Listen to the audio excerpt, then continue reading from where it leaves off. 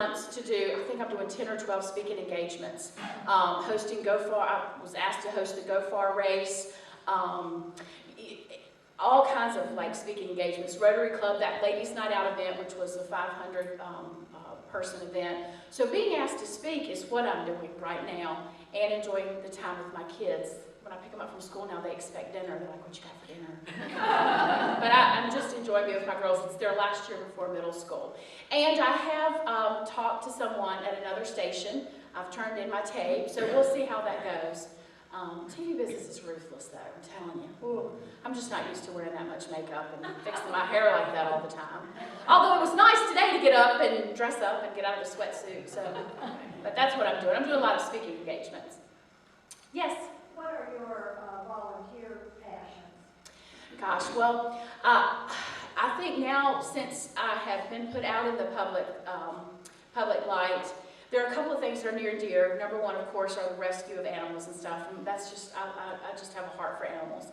The second thing is I lost my best friend at 34. She had 2 double lung transplants. And before I even met her, I wasn't an organ donor. And I really want to push that. And I'm an organ donor today. And on her anniversary of her death, I always try to put something out on Facebook about how important I think it is. So that's one thing that I would like to pursue. One thing that I said that I haven't shared with anybody, and you guys are going to be the first to hear it. Since I've had some time post-WXII, I've been really trying to see where I'm being led. And I have such a heart, because I was in the school system before I won Girl Talk. And I really feel led that our young women, our young daughters, and our young girls need some help and some guidance from us older women. And so I have started a book, and it's going to be about girl talking, but it's going to be about how to raise young ladies in today's world. And it's going to be faith-based, because I draw a lot of strength from my faith. So that is one of my passions that I have just started working on. And where that leads, I don't know. God will have to open those doors. But I really, truly have a heart for young women. And I think our young girls, that they need us. And it's biblical that we as older women are supposed to raise and train our daughters. So that's where I'm going with my passion. That's where it seems to be leading me. So we'll see if any doors open there. Any other questions? Yes? What is the high point of your experience with Girl Talk and the low point? Well, I'll start with the low point. The low point was not being able to take that Girl Talk role and make it my own. When I got the Girl Talk position, I thought it would be a lot more of my input. It would be a lot more medical issues, a lot more, like one segment I did, or it was actually a sweep story of my first mammogram. And I actually got a lady who sent me a letter that said, "Hey, after that story of your mammogram, I remembered I needed to have one," and they actually found a lump and got it taken care of. So the Girl Talk role was not, I wasn't allowed to make that my own. It was kind of dictated to me. The topics that I got were given to me when I came in. So I think that was probably the low point. I'm such a control freak. I got to be in control of everything. But that was, I really thought it was going to be more to it than just surveys and hot guys and that kind of thing. I really thought it was going to be more under the umbrella of all of the facets of being a mom, a wife, you know, a leader in the community. You know, that's what I thought. I guess the high point of it is meeting everybody. I'm such a people person, and I love to go out and meet people and hear their story. And being able to lose weight was awesome. Being able to get paid to lose weight was even better. Having that personal trainer. So I think the Transformation Nation was the high point of it, and getting the community involved. Any other questions? Yes? Has your family's health improved as yours have? Well, let me just tell you. My husband looks the same as he did when I met him at the gym at Fitness Today many years ago. He, in fact, that's how I met him. I was an aerobic instructor, and he was there working out with weights. So my husband has always been very, very healthy and very, very athletic.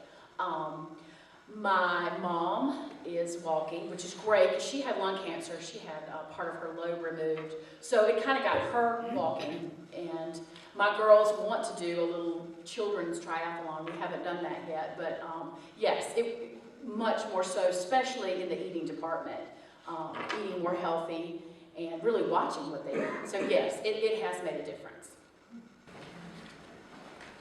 Thank you, Mary Beth, for sharing your story with us and letting us see how you became the person you are today. You're very inspirational. Thank you. All right. Now I would like to focus actually on what we're doing within Pearls and talk a little bit about how we're organized with our committees. And I want to make sure everybody is aware of all the different committees and what they're doing and what it takes to keep our organization running every year and doing the things we've been doing. First committee that we're going to have is Darlene Fuller with talking about events, and Darlene co-chairs the events committee with Jane Brookshire, who cannot be here today. And Darlene is not happy about the fact that Jane cannot. Just thought I should share. Yeah, well, if you like to throw a party, decorate, get the food and all that kind of stuff, then the events committee is for you. We do this, the annual meeting is our baby, and we take care of everything. And we also are going to start having one event for the membership sometime, probably in the spring. But love to have you on the committee. We need some good ideas and some good workers. Yeah, these are the social girls, and we all know that committee is perfect because you got to get a lot of people. It's just fun. You know, that's just fun, making tables look pretty. Even if you don't come up with the ideas of how to make that table look pretty, you're like, you just tell me what to do and I can do it. It's just fun. So I will say that it's not really fun putting up and taking down tables, but you know, that's just part of life, right? But Darlene and Jane have done a great job with this today. I appreciate all your work. Secondly, we have our marketing and membership committee, and we have just recently decided to hook those together because it seemed like they were kind of falling all over each other at times. So it just made sense to combine them. So our marketing and membership committees are chaired by Lynn Owens and Marlene Shamel.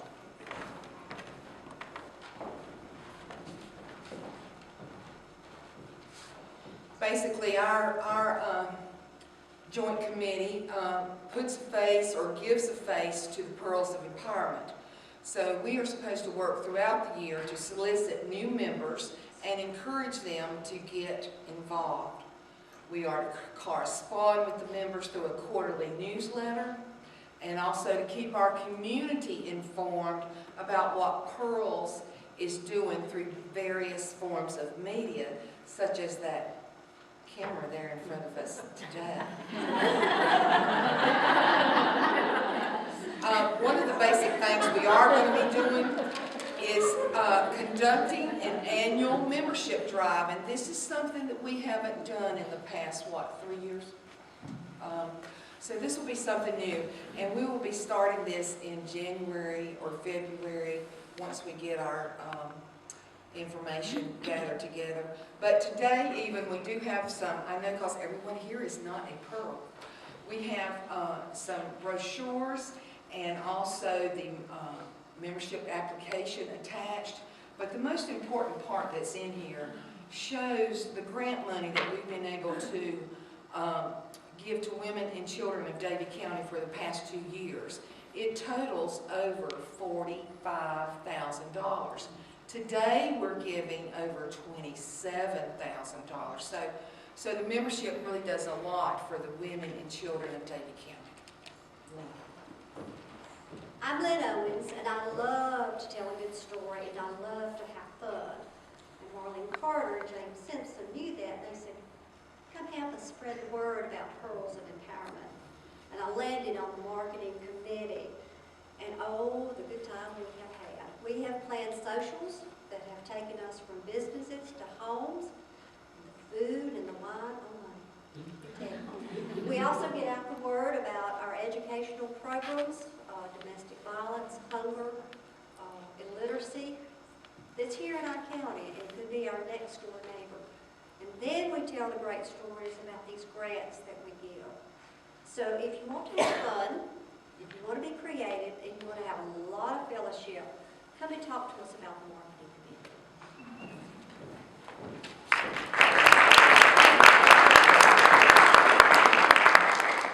next we have is our education committee, and Alice Brown is going to share that with her. Alice was there were 3 education committee chairs when we started, and she's the last man standing.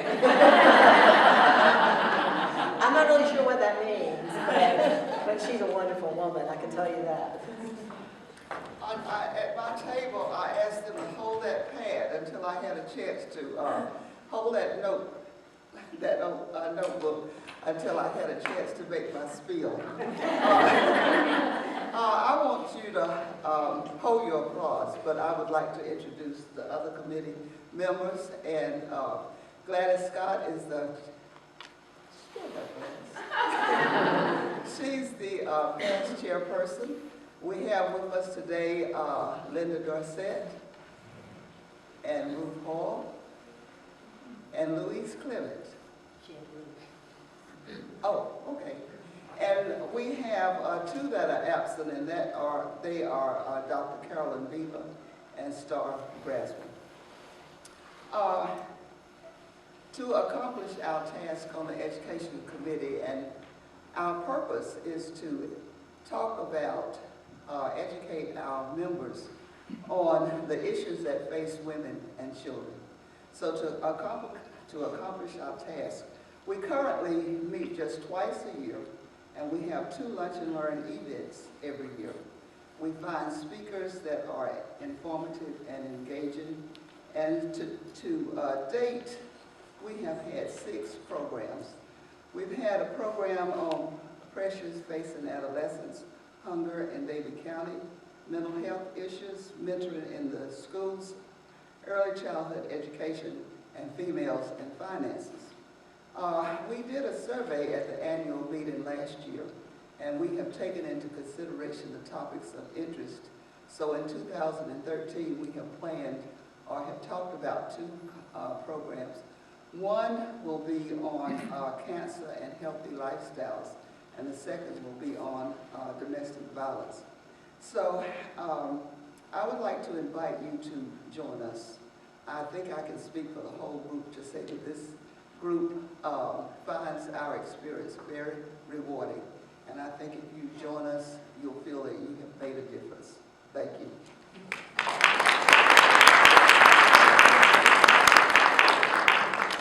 We'll sign up for that committee now.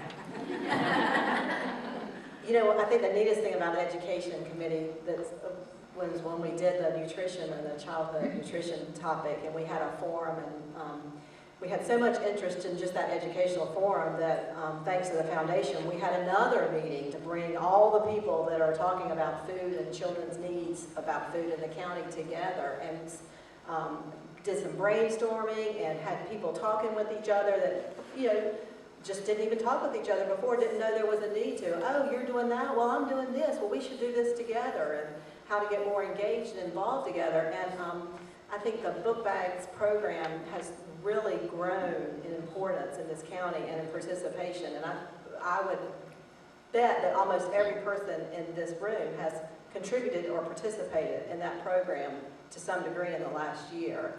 And I really do feel like the Pearls brought that out, got that going. You know, a lot of people knew about it. A lot of people were doing their own little thing, but it kind of really brought that to the forefront. So that education committee really is, it's nice to sit there for an hour and learn about something, but it can also see where it can lead from there. So that's been, I think, a really big part. And it is a big part of what we're about. The other side of what we do, besides educating, is granting. So I'm going to have our grant committee chairs come up and share with you about actually how they work, and then they will just lead right into making our grant presentation. I'm so excited. This is Wanda Bowles and Debbie Coots, and they will, like I said, share with you the grants. The grant committee is responsible for managing the yearly grant cycle. This includes all aspects of the process. This year, new procedures were initiated for the grant processing and funds allocation. We're going to give you a brief overview of the steps that we take as a committee.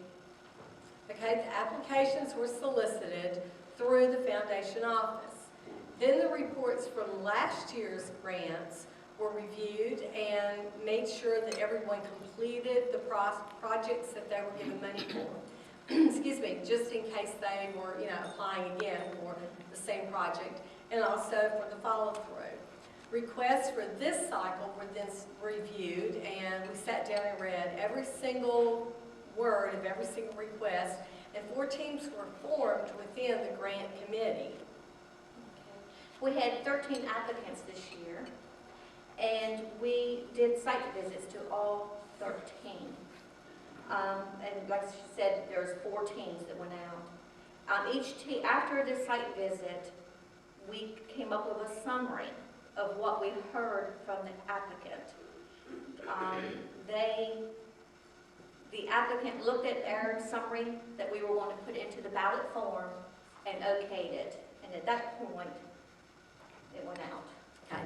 Then the summaries and the ballots were sent out to the membership, everyone at large.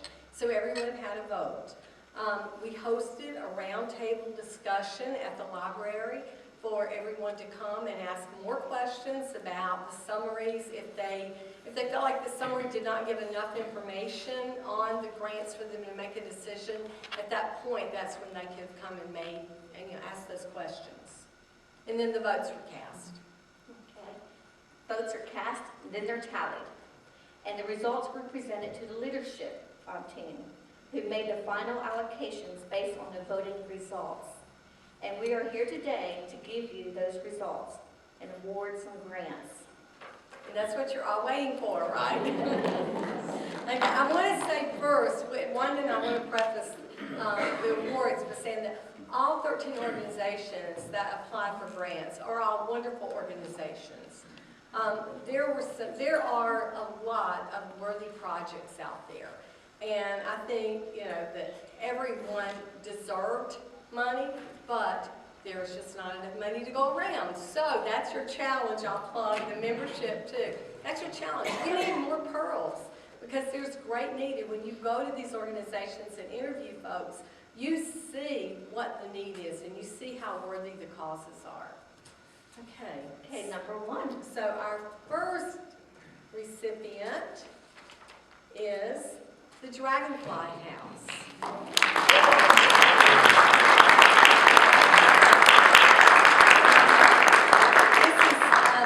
Randy Reagan is here today from the Dragonfly House, and this is for